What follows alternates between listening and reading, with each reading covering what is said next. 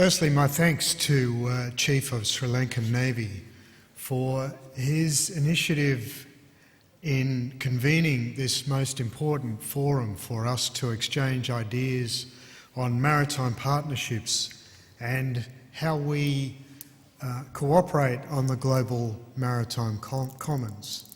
I also like to thank the men and women of the Sri Lankan Navy for their role as exceptional hosts for us all over this last few days and the next couple of days as well.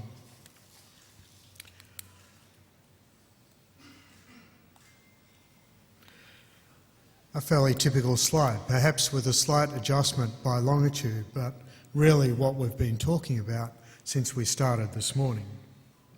Australia is the largest island nation with a coastline of more than 32,000 nautical miles.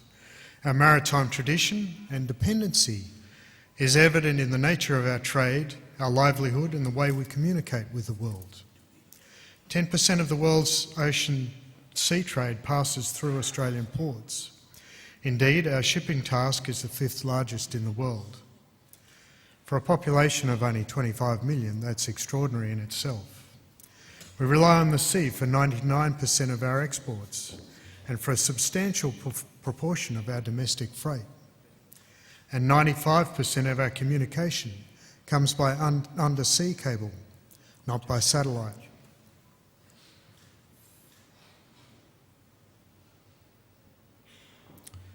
Australia also has maritime responsibility for an area of the world's oceans twice the size of our landmass, or 12% of the Earth's ocean surface. I assure you that no one is more acutely aware of this than I am, as the Commander of Australia's lead civil maritime agency. But we understand that this environment is shared and governed according to international law. It's a global common where we share responsibilities, and that's why cooperation in this environment is essential.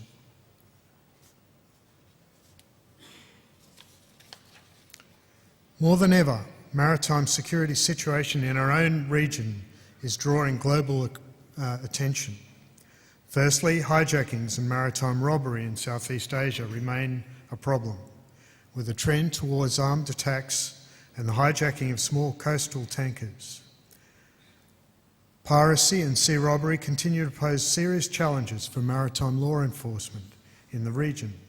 But the region's complex maritime boundaries and our shared interest in the safety of shipping ultimately point to cooperation as a key enabler in our fight against the maritime crime. Trade is the basis for global prosperity, and it's in our shared interest to protect this unhindered passage. Secondly, the region is drawing greater global attention, as we heard this morning, for its growing potential for miscalculation. While Australia does not take sides on competing territorial claims in the South China Sea, we do have a vested interest in regional peace and stability, respect for international law, unimpeded trade and freedom of navigation and overflight, not only in the South China Sea, but in all of the maritime commons in the Indo-Pacific. Indeed, part of Australia's long-standing contribution to regional security has included a robust program of international engagement with countries in and around the South China Sea and the Indo-Pacific in general. The Royal Australian Navy is therefore heavily engaged in regional bilateral and multilateral military exercises, port visits, maritime surveillance operations and ship transits in support of furthering regional stability. Thirdly, at the same time as legitimate use of the maritime domain grows, so does its illegitimate or illegal use. Australia's security and border control mechanisms are being challenged at present by a flow of narcotics and chemical precursors into and out of our east and west coasts, using the same shipping channels as legitimate trade movements. In a similar vein, the illegal movement of people that exists under various labels of people smuggling, human trafficking, indentured servitude and irregular migration is an activity that devalues human life in the search for criminal profits.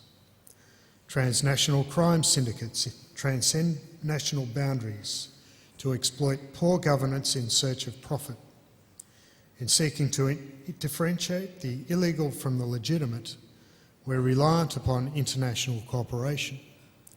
Bilateral and multilateral arrangements must be established or strengthened where they already exist if we're to harness our collective resources in addressing these threats. The final security concern I'll highlight today is that of shared environmental security challenges. Some of these include resource security, rising sea levels, especially the potential displacement of affected populations, and of course the environmental impacts on shipping. Illegal, unreported and unregulated fishing in the Pacific, Indian and Southern Oceans has become an extension of globalisation of markets, but compromises the long-term sustainability of fish stocks that many people in our countries and countries in our region rely on for their individual and collective livelihood and economic survival. As with transnational crime, our response to these challenges must be cooperative and collaborative. There's no other way to effectively deal with these shared challenges. If we don't provide for security of the seas, no one else can or will. Our increasingly shared security concerns means no nation can expect nor afford to act alone in ensuring security and stability. We must look to those things that unite us rather than those things that differentiate us as we work together to advance good order and observance of legal norms at sea.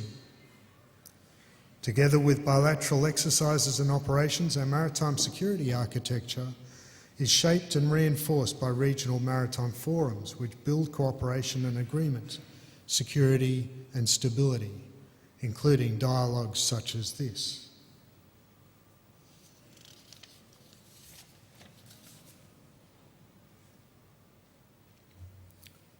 Australia recognises the responsibility we have to contribute to the global commons.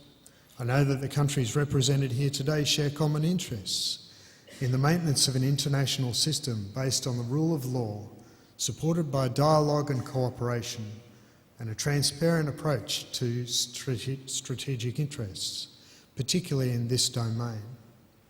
With ever-increasing regional and global interdependence, no country can act alone to solve these challenges.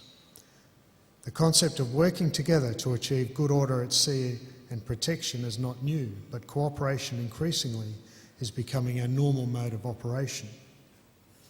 It means that strategic dialogues, including the Western Pacific Naval Symposium, Indian Ocean Naval Symposium, ASEAN Defence Meeting, and indeed this dialogue, are critical to ensure we maintain and remain engaged and supportive in addressing our collective maritime security concerns.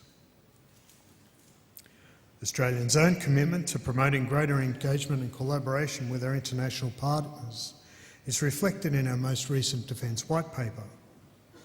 The White Paper has set the basis for how the Australian Defence Force will develop, including the capacity to provide greater humanitarian assistance and disaster relief, to engage more frequently on a larger scale in international military exercises, and to extend the range and frequency of our international engagement. This is an important part of the government's approach to building international partnerships, which includes trade, diplomacy, foreign aid and economic capacity building, many of the themes that have been talked about by other presenters today.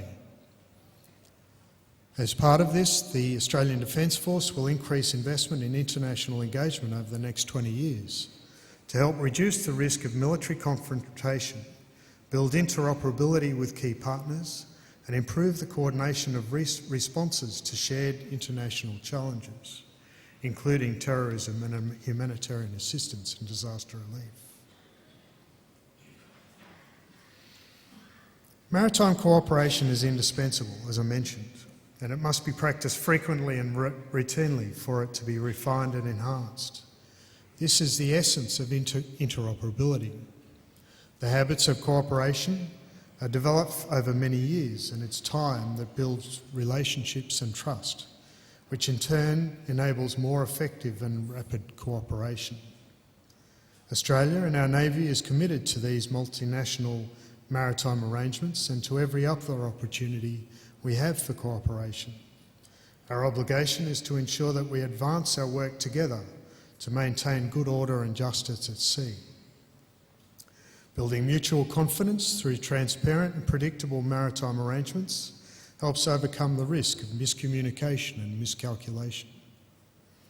The Australian Navy is committed in the years and decades ahead to working ever more closely with our counterparts as we collectively provide maritime security for the people of our region and the globe.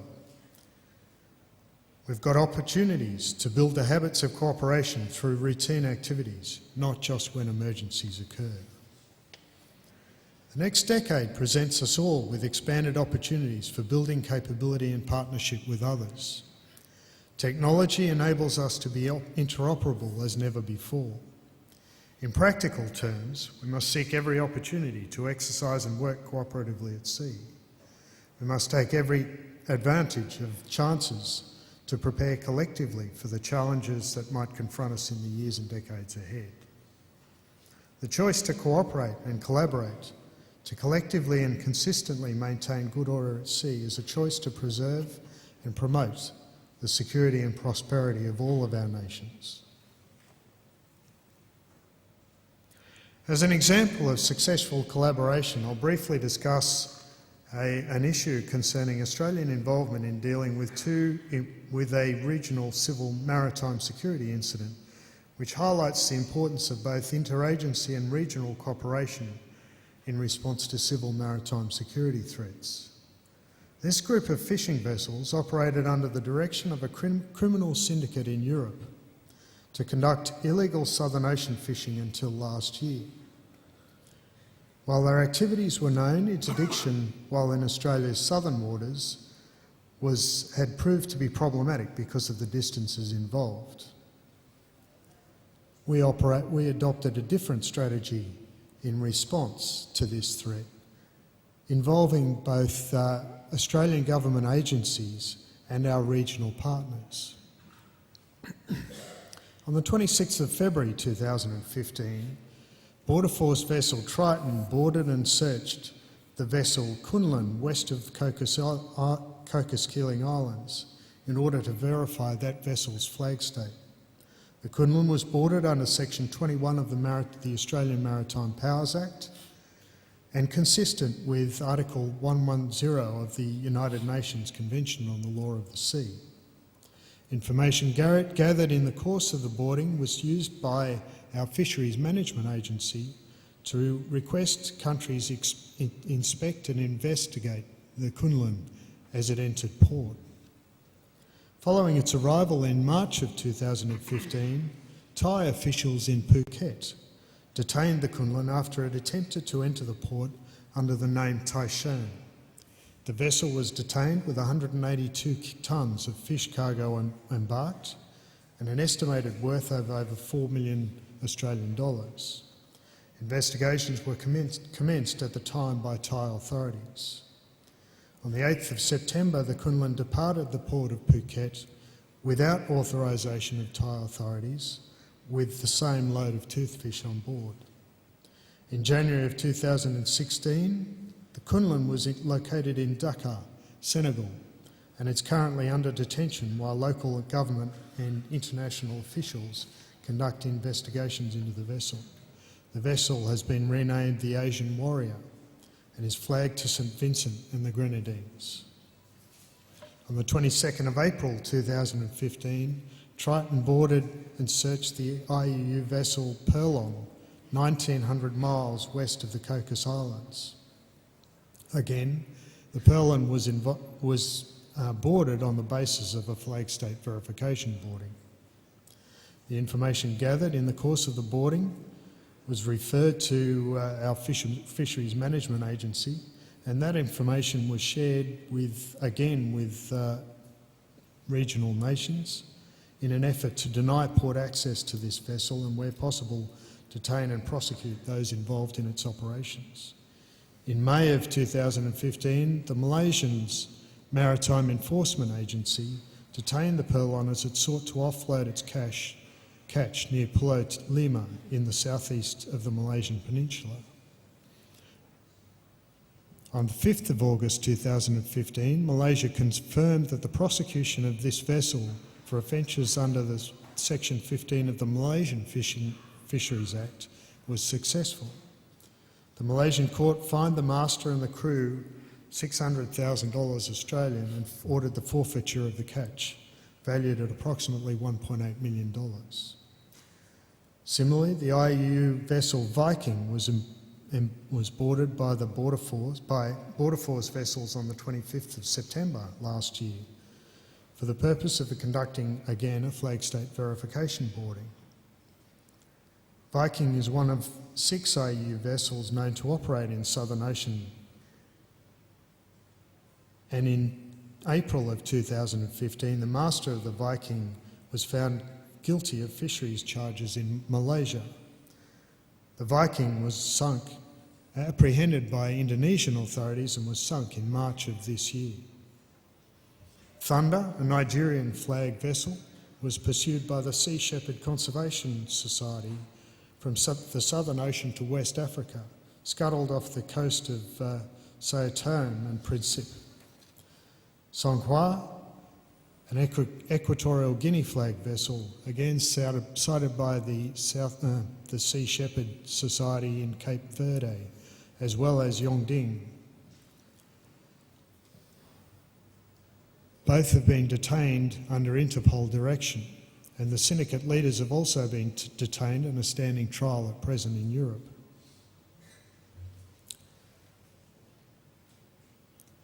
Which brings me to the essence of this presentation. Interoperability is the foundation that underpins partnerships and cooperation. From my perspective, it's a multifaceted concept that underpins a cooperative approach to maritime security, and one that can be implemented in a scalable fashion given the circumstances. Interoperability at any level is the essence of cooperation between partners to achieve common interests. I think the notion of interoperability can be characterised in terms of the characteristics that are represented on this slide.